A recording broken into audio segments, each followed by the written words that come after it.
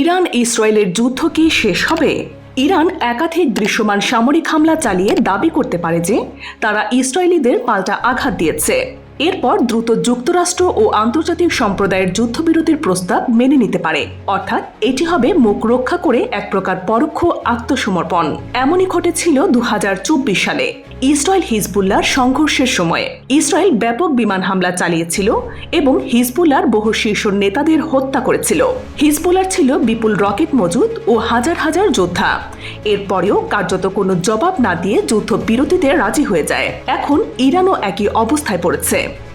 Israeli হামলায় ইরানের শীর্ষ সেনা কর্মকর্তারা নিহত হওয়ায় দেশটির সামরিক কর্মকাণ্ড ভেঙে পড়েছে। যদিও ইরান দ্রুত নতুন নেতাদের বসাচ্ছে, তবু কার্যকারিতা নিয়ে প্রশ্ন থেকে যাবে, কারণ ইসরায়েল বারবার নতুন নেতাদের লক্ষ্যবস্তু করতে সিদ্ধহস্ত। এই অবস্থায় ইরান হয়তো এখন কিছুটা পিছু হটে পরে বড় প্রতিশোধ নেওয়ার সিদ্ধান্ত নিতে পারে।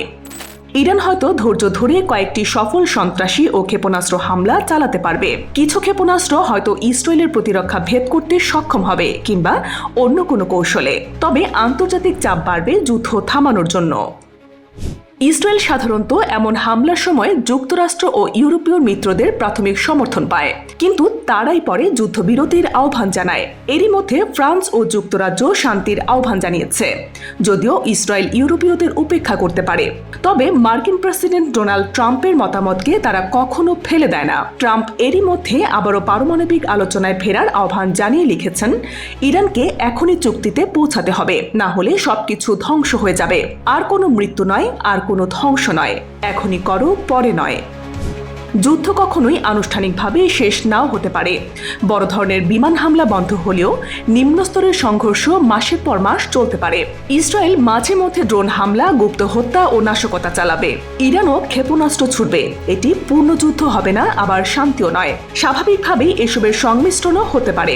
উদাহরণস্বরূপ যুক্তরাষ্ট্র হয়তো যুদ্ধবিরতির মাধ্যমে পারমাণবিক চুক্তির পথে অগ্রসর হতে পারে।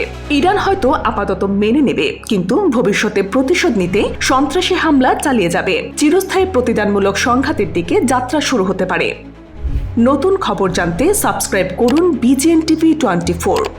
আপনাদের মতামত জানাতে কমেন্ট করুন নিচে। BGN TV 24, খবর যেখানে, বিশ্বস্ততা সেখানে।